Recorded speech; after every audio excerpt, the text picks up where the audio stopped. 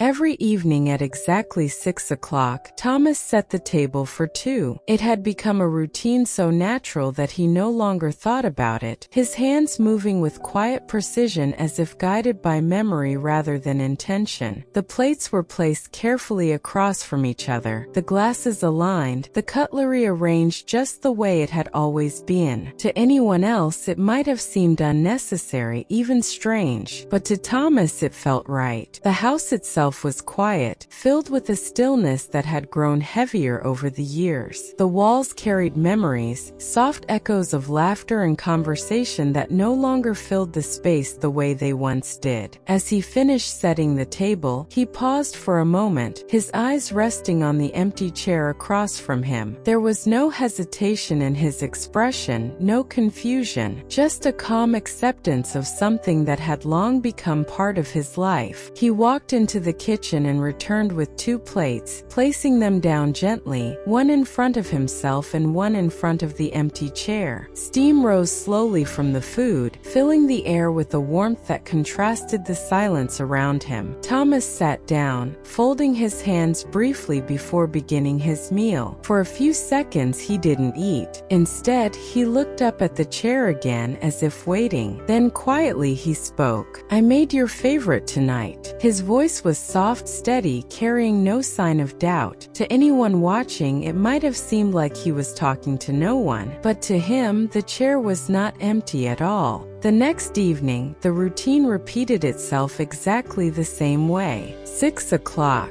two plates, two glasses, two chairs. Thomas moved through the process with the same quiet focus, as if nothing had changed and nothing ever would. The outside world continued as usual, people passing by the house without noticing anything unusual, their lives moving forward while his remained still in a way that only he could understand. As he sat down again, the silence around him felt familiar, almost comforting. He picked up his fork, then paused, his eyes drifting toward the empty chair once more. For a brief moment, something shifted in his expression. Not confusion, not sadness, but something deeper, something that stayed just beneath the surface. "You used to complain about this recipe," he said softly, a faint smile appearing on his face. "Said I never got the seasoning right." He let out a quiet breath, almost like a small laugh, though there was no sound that followed. His gaze lingered there, as if he was listening, as if he expected a response, but the room remained silent. Still, he nodded slightly, as though he had heard something anyway. "I tried to fix it this time," he added. After a moment, he finally began to eat, slow and unhurried. Every movement carried a sense of familiarity, like a ritual that had been repeated too many times to question. When he finished, he didn't clear the table immediately. Instead, he remained seated, his eyes resting on the empty chair again. The quiet stretched on, filling the space between what was there and what was missing.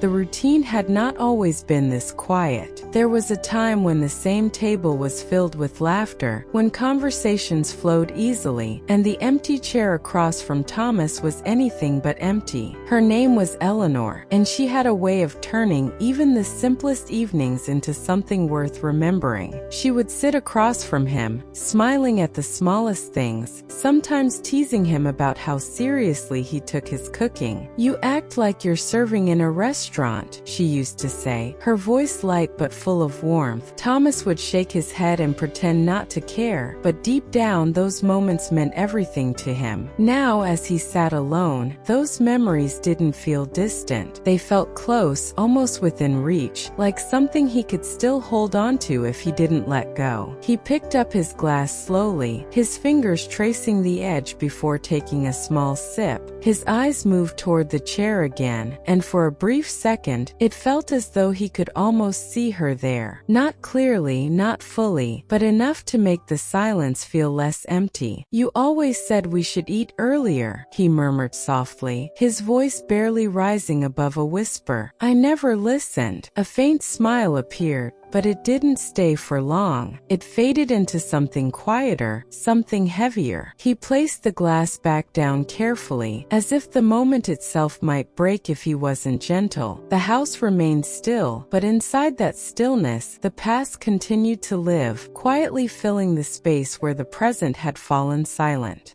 One evening, as the light outside began to fade earlier than usual, Thomas found himself moving more slowly than before. The routine remained the same, but his hands hesitated at small moments, as if each step required more effort than it used to. When he placed the second plate on the table, he paused longer this time, his fingers resting lightly against its edge. His eyes lingered on it, then shifted toward the empty chair. Something about that moment felt different, not unfamiliar but heavier, as if the weight of everything had quietly grown over time. He sat down carefully, his movements deliberate, his posture slightly more tired than before. The silence around him felt deeper tonight, less comforting, more noticeable. He picked up his fork but didn't begin eating. Instead, he looked across the table and spoke again, his voice softer than usual. I went to the garden today, he said. There was a small pause, as if he was waiting for a reply that would never come. The flowers you liked are still there. His eyes lowered slightly, his thoughts drifting somewhere beyond the room. I tried to take care of them the way you used to. He let out a slow breath, the kind that carried more than just words. For a moment it seemed like he might say more, but he didn't. He simply sat there, his gaze returning to the chair once again. And in that quiet, something became clear. This wasn't just a routine. It was a way of holding on to someone who was no longer there, but had never truly left.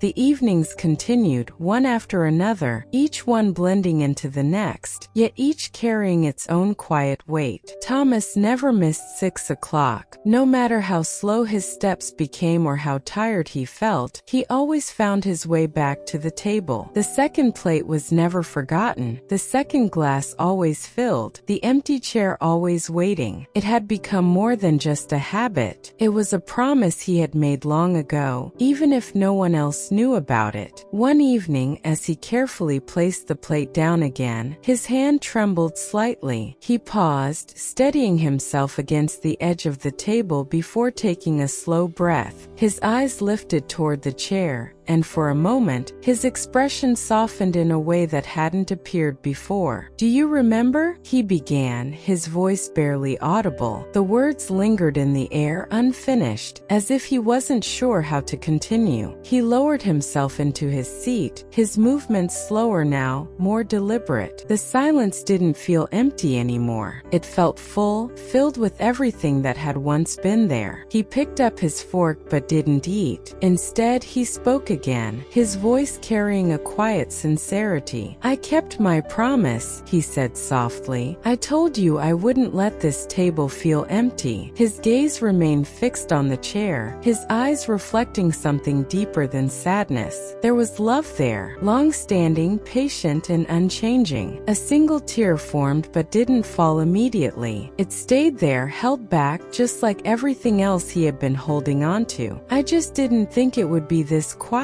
he added after a moment. The words settled into the room, heavy but honest. And still he stayed. Still he waited. Because for him, the chair was never truly empty. One evening, as the sun dipped lower than usual and the room filled with a softer, fading light, Thomas moved through his routine more slowly than ever before. Each step felt heavier, as if time itself had begun to catch up with him. He placed the plates on the table with care, his hands steady despite the quiet fatigue in his body. When he reached the second chair, he paused, his fingers resting gently against its back. For a moment he didn't move at all. His eyes closed briefly, as if he was gathering something from within himself, something he didn't want to lose. Then slowly he sat down. The silence wrapped around him again, familiar yet different this time. He looked across the table, his expression calm, almost peaceful. I think I understand now, he said softly. His voice carried no confusion, decision, no hesitation, just clarity. "You're not really gone, are you?" He smiled faintly, the kind of smile that didn't need a response. His eyes remained fixed on the chair, but they no longer searched for something missing. Instead, they reflected something he had finally accepted. He picked up his fork, taking a small bite, then paused again, as if sharing the moment in his own quiet way. "You're in every part of this place," he continued. "Every corner, every memory, every evening." The room remained silent, but it no longer felt empty. It felt complete in a way that words couldn't fully explain. Thomas leaned back slightly, his breathing slow and steady now. The weight he had been carrying seemed lighter, not because anything had changed, but because he had finally allowed himself to understand it. He looked at the chair one last time, his expression gentle. "I'll keep setting the table," he said quietly, "not because you're gone, but because you're still here." And as the light slowly faded, the table remained set for two, not out of habit, but out of love that had never left.